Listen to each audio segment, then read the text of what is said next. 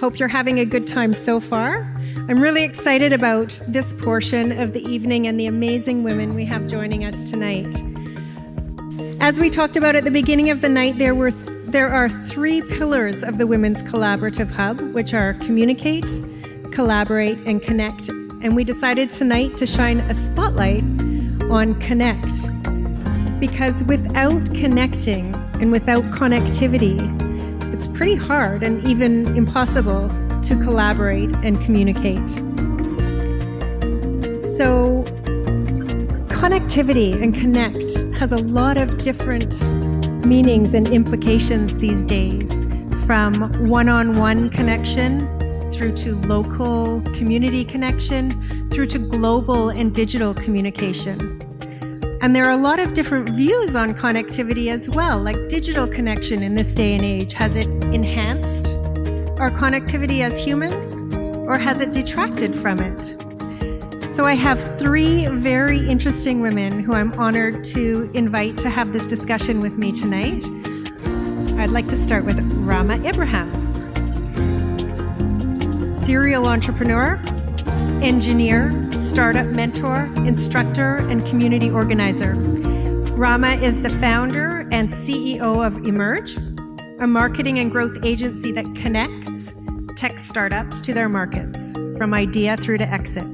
She's also the co-founder and COO of Next Decentrum, which is connecting everyday people with the knowledge and benefits of emerging technology through a new education platform. Finally, as a founder of Women in Emerging Tech, Rama empowers women in the new world of decentralized innovation and emerging technology by connecting them through community events and hackathons and educational workshops. Welcome and thank you, Rama. Thank you.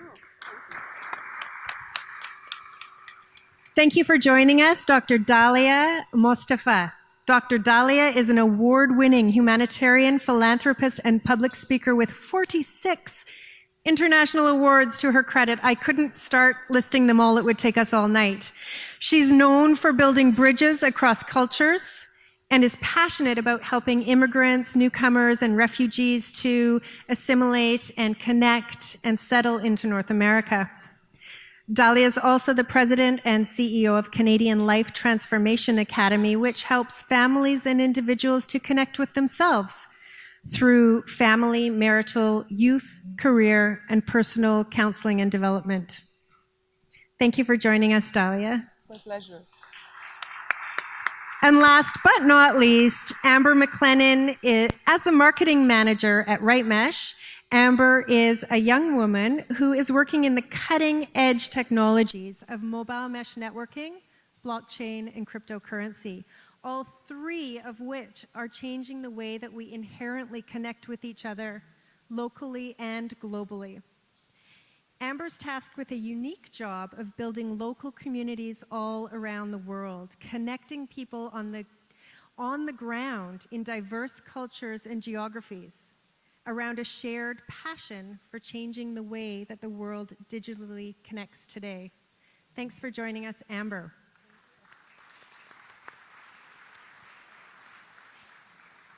Rama, I'm going to start with you. I'm going to ask you to tell us a little bit more about Women in Emerging Tech and why you founded this organization and why you think it's important for women to connect around these new technologies that are shaping our world today. So do I use the mic or people can hear me? Hello? Yes, that's great.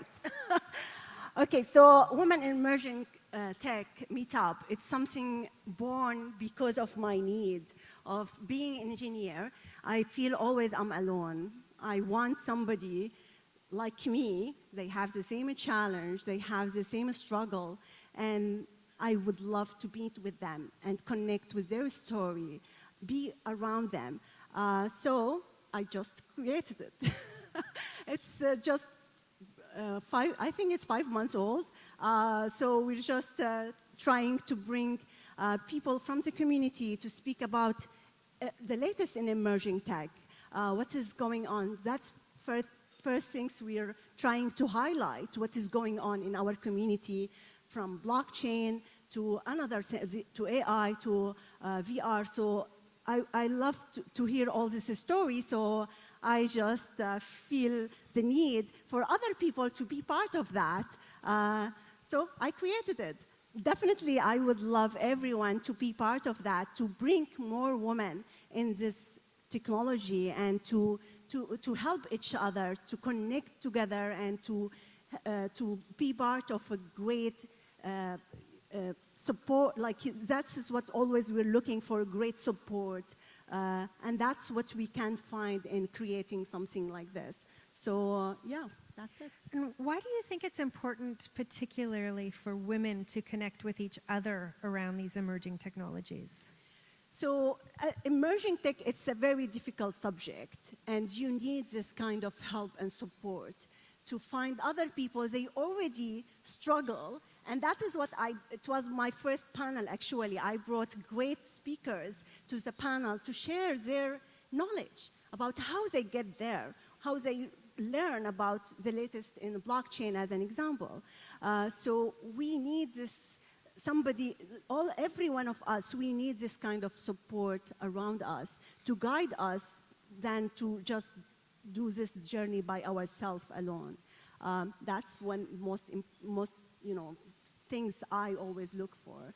And again, because there is not so many women involved in that, that's the other things, which is we want us to all come together and be one union together to achieve what we want, especially in this industry. So, yeah. Thanks, Rama. Thank you. I'm going to ask Dahlia now, based on your experience as well, how do women connect across cultures? And how do immigrants, newcomers, and refugees connect with new cultures? And how can we help them feel more connected with us?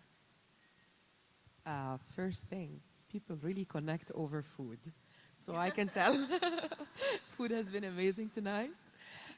People connect through their strength, their weakness, their opportunities, their threats, their experience, points of vulnerability. People need to connect before they communicate in order to collaborate. There is a huge difference between us when we communicate based on connecting together, or we're communicating without connection. People connect when we share deep experience, whether it's about joy or sorrow, about travel or fun, or your plan marrying your nephew or niece, a wedding you attended. So storytelling is a powerful way to connect. When we do in leadership the SWOT analysis to analyze human beings in terms of their strengths, their weakness. So when people talk about strengths, you empower, you inspire. When you talk about weakness, you create empathy and compassion, and that's a very deeper sense of connection. When you talk about opportunities, you're helping someone, dreaming with them, increasing and triggering that passion in them, raising that sparkle, helping them to rise above. When you talk about threats, you're helping people rise above their challenges. You're providing your experience. You're helping them come out of a place where fear was there to a place where dream would exist, hope would exist. You're creating bridges. So the connection for me is exactly like a bridge. You're connecting with someone, you're taking them from that level of joy to a higher level of joy, or from that level of sorrow to a higher level of joy, or from that level about their self-doubt to a level about confidence. So you're actually creating something meaningful for you and for them. So both of them, both me and you, are going to be winner if we succeed to connect. I connect mean I am human. I exist. Thank you, Dahlia. You're welcome. And I love the way that you said that regardless of culture, we connect through eating and storytelling. Yes. I'd like to answer the second part of the question as newcomers. So newcomers actually in a country like Canada, Canadians are very warm. Excuse me? Put your mic closer. Sure. Canadians are very warm. Like I remember I live in Calgary, so when the Syrian refugees came Calgarian really opened their door. They went buying furniture, helping with school, with homework, taking them to doctors. So that was really part of the connection, being there for newcomers, being there for refugees, being there for immigrants. And the immigrant, in their terms as well, most of them nowadays, they are not bubbled in their own bubble. They really want to learn more and bridge more with the Canadian. They understand that they are coming here, they need to be part of this new culture. And they actually have the desire to have both dual citizenship. I have dual citizenship, so that means part of me is this, part of me is Canadian. I need to connect with Canadian, give Canada, just like I am taking from Canada as well. So it's that, again, that humanitarian aspect that for us to connect, we need to integrate, we need to blend. We can both have our identity, but still, we can learn to dialogue, to converse, to communicate, to connect, and collaborate. Thank you. Thank you, Dahlia. And Dahlia has joined us tonight from Calgary. She's come out for this event. And I just want to iterate as well that in our community here, we have a large number of immigrants, as well as here tonight with us, and so many women who have worked so hard to welcome them here. So let's all eat and tell stories together. Amber, I understand, because I'm part of your team, that your team recently visited the Rohingya refugee camps on the border of Myanmar and Bangladesh.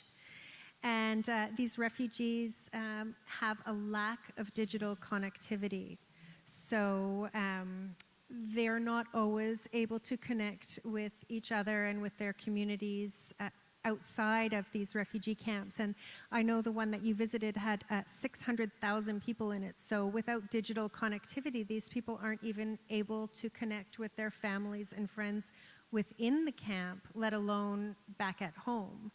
And I understand that with your team on the ground, finding out how Right Mesh could help with connectivity, you found that the biggest need for connection for these people is that personal connection with friends and family. So could you talk to us a little bit more about that?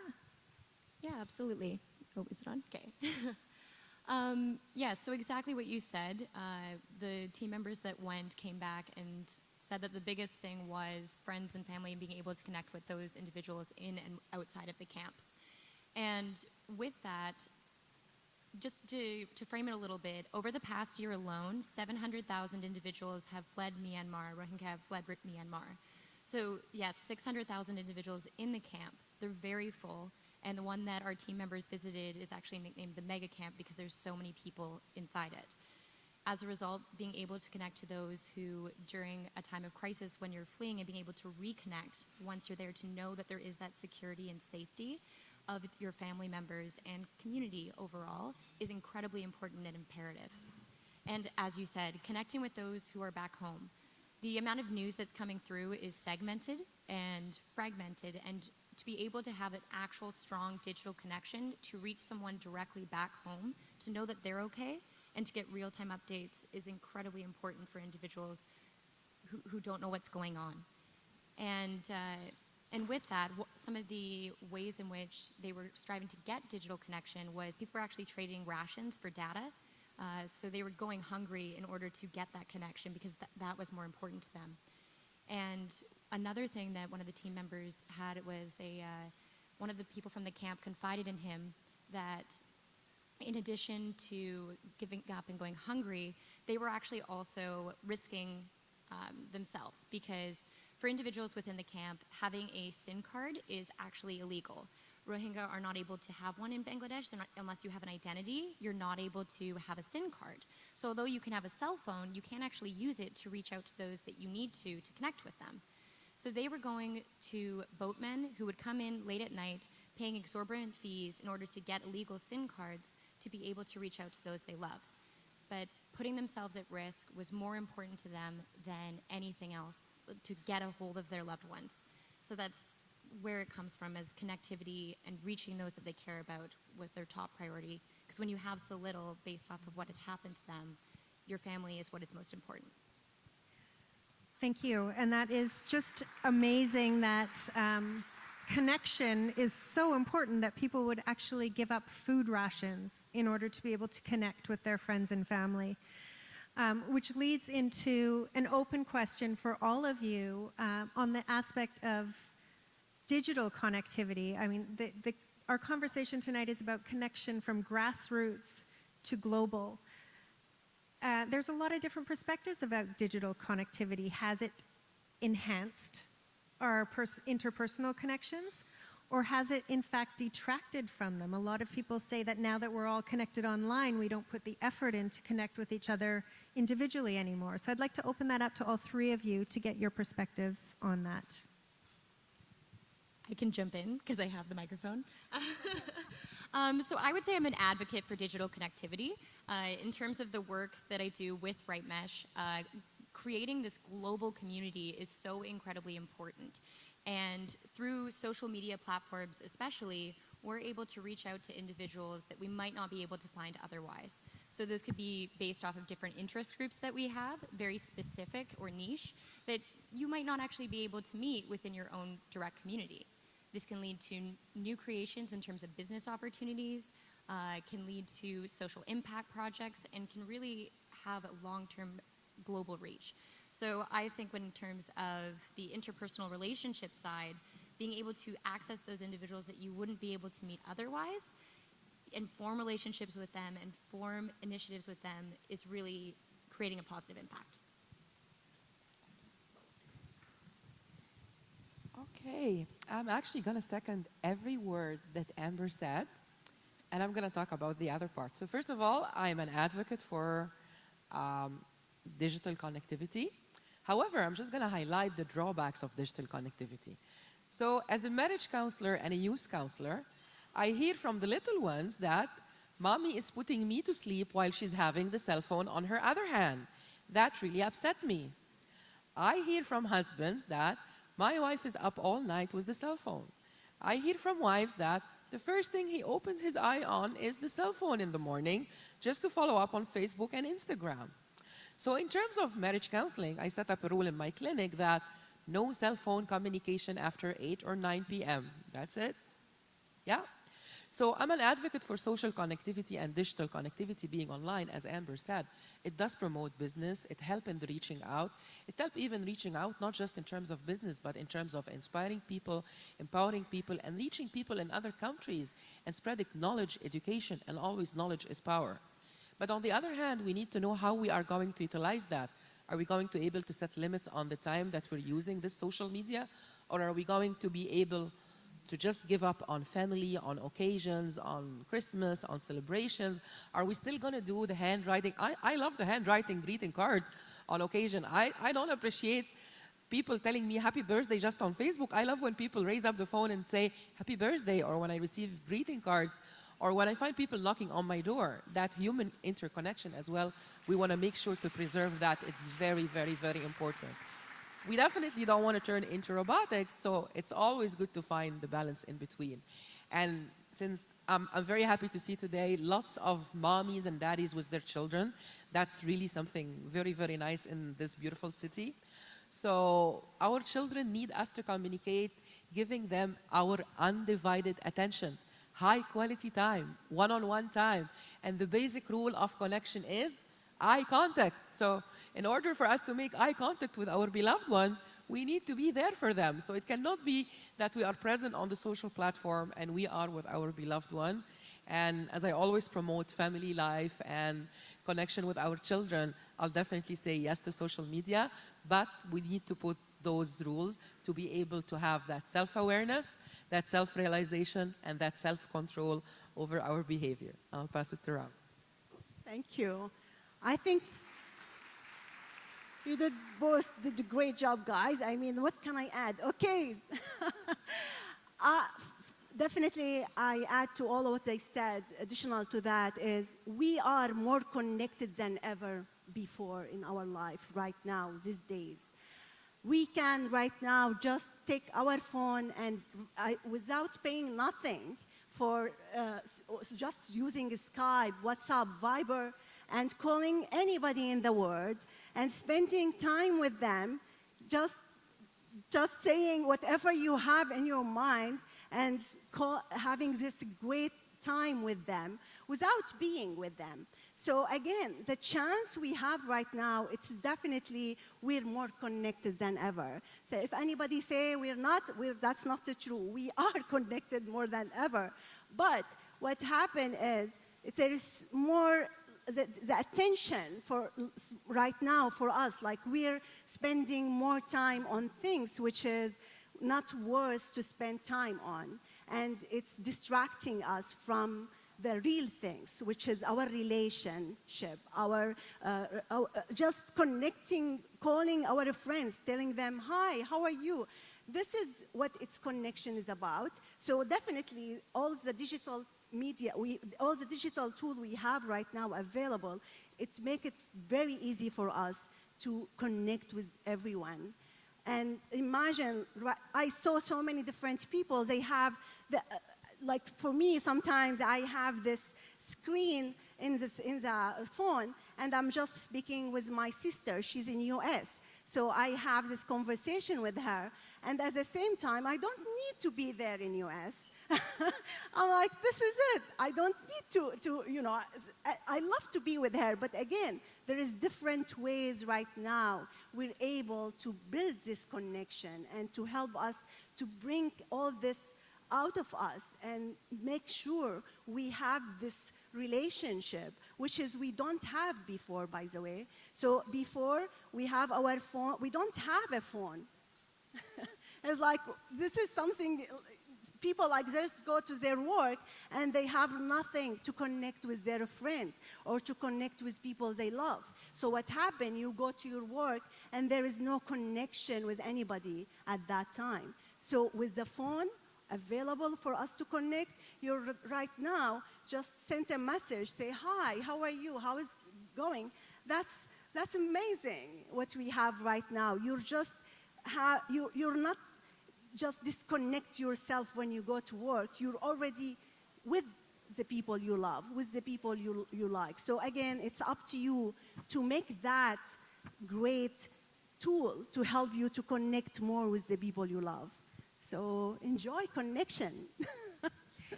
Thank you. Thank you all for your perspectives on that. And Rama, just adding to yours, I think we really need to acknowledge how blessed we are with actually the blessings and the curses of digital connectivity, that at least we have that. It's amazing to know that more than half the world doesn't. So let's use what we have wisely and deepen our connection with others. I'd like to turn it over to some personal stories and just ask you, have you ever created something small with the intention of connecting a few people for a greater good, only to see it ripple off into something bigger than you expected? And Dahlia, maybe we'll start with you. I have an interesting story, and it relates to social media and connection together, so it falls right in place. So I like to write poetry. I like to write messages that inspire people. I don't like to keep the good vibes only for me. I like to share it with everyone around me. So I started writing this on social media, and my only intention was really to spread hope among the universe. And that was the intention that this started to be set up with, and it kept going for a few years over there, until once upon a day, I found this handsome gentleman liking all my comments on Facebook, and then asking me at midnight on one of the groups, can I invite you for dinner? And in my culture, oh my God, this would be a nightmare if people wake up in the morning and find everybody's gonna be talking about me in the morning. Who is this, and I don't even know him. So all I did was sending him a message and saying, excuse me, you seem to be a decent person, and I'd appreciate your invitation for dinner. However, it's outside of my comfort zone, and I would really appreciate if you remove the comment. And he did remove the comment. And then he sent asking, can I invite you for lunch? And he got the same reply. Can I invite you for breakfast? And he got the same reply. And then a few days later, he said, okay, if I'm interested to get to know you, what do? I said, you're more than welcome to visit me home and just meet me and my family. That's my comfort zone. And he came. We saw each other. We fell in love. So we got to know each other, actually. The connection was built through the Facebook, but the real relationship was built face-to-face. And it was the best gift from heaven to me. We've been married for 6 years now. We're blessed with a miracle baby. Thank you. He is 3 years old, our little one. And it all started really with social media. So again, it's how you use that platform, right? And I always believe that the intention to spread hope, this is how actually he came to know me, through my writing. So that, the good intention, the seed that I planted for a good deed for other people, it did create a ripple effect that returned back to me with inspiration, with love, with blessing, and with all my dreams coming true in terms of a relationship. How good is that? Perfect. Is it good? Beautiful story. Thank you, Dahlia. You're welcome. So for myself, when I was at the University of British Columbia, I was actually in a sorority. And with sororities come a long-standing tradition and an amazing alumni association. But when I entered the sorority, our organization was pretty detached from our alumni association. And I took on the role of alumni chair and alumni relations chair, and it was my responsibility to plan our Founders Day. Typically, we would have about 10 alumni show up to the event, so it wasn't the most, it wasn't as fun as it should be. And for me, it was an organization that I felt really strongly about, and I wanted it to do well. So what I looked at was previously individuals were sending emails out, and upon looking at the list of our alumni, I realized the vast majority were, at the time, over 70 and did not actually have emails. So I started by just calling. And it ended up being that I had long conversations with these amazing women who had done so much and really given back to their communities and made a big impact. And from there, a few phone calls that I gave also led to a reconnection for their friends who had lost touch with the sorority. The event ended up having 120 people, and from the 50 that I called, it trickled out. So it really was great and bigger than I expected, and since graduating, it's continued to grow. Beautiful story. Thank you, Amber. I can add one thing, additional to running my meetup, which is Women in Emerging Tech. I do run different hackathons, and I do run so many different events related to startup, which is Startup Weekend. So every one of them, you can see the effort we're putting together as a team. You can see the benefit in our community. So last time we have an event funding hackathon, which was the first hackathon in the decentralized world. So we have one of the winner turn out to be, they just start their own startup. They have their own company right now, and they have already, funded their company with $500,000 million. So I see every time there's this small effort we do every time to create this hackathon. We can see how the effort, like the result on our community, and how it can influence us all together. So I love always running this hackathon. Definitely, I'm looking for more support to help in running all this hackathon, because I do enjoy running them and see all this great idea turn out to some amazing startup. So please, if you are interested, I'm definitely looking for more people to join.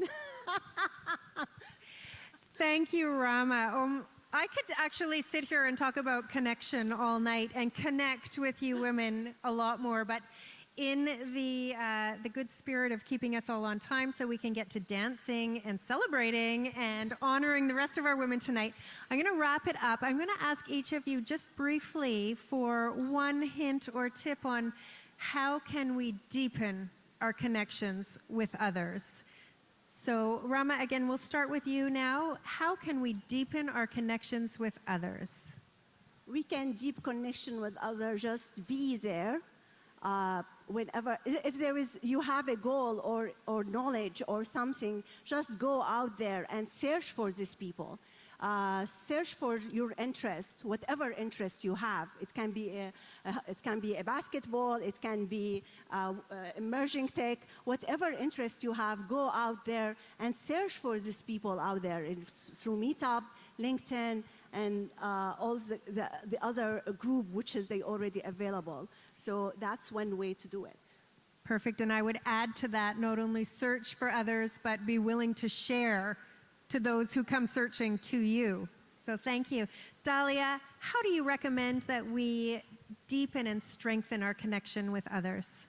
I believe to deepen and strengthen our connection with others, we really need to deepen and strengthen our connection with our own self. Life nowadays has become so busy that sometimes we don't connect enough with our soul. So I would really advise that we connect on a deeper level with our soul to know who we are, what do we want, what do we have in order to share with others. And then when we are connecting with others, we should be connecting from a place of no judgment, no filters, no biases, no pinpointing. So a place of empathy and compassion and deep active listening and engagement. If it's going to be a connection, then both parties need to be actively engaged in that connection and reinforce it over time. Thank you. Yeah, I completely agree. And I think that once in that place of empathy and once you've connected with yourself, one of my core values is impacting your communities, and it's also one of the core values that my company left. And I think then to deepen connections after you've connected with yourself is then to give back and connect with your community. And your community can be a nonprofit, it can be connecting with your children's school, it can be connecting with taking the time to do a shoreline cleanup. Being able to give back and connect with your greater community is really important, and I think it's something that needs to happen to really deepen and strengthen connections. Thank you, all three of you, for sharing with us tonight. And I do encourage you as you go through the evening tonight to connect heartfeltly with others and to perhaps go out of your comfort zone and connect with others who you have not met or connected with before. So I'd like to thank all three of you so much for joining us. And at this point, we will invite Brittany Whitmore back up to the stage as MC. Thank you.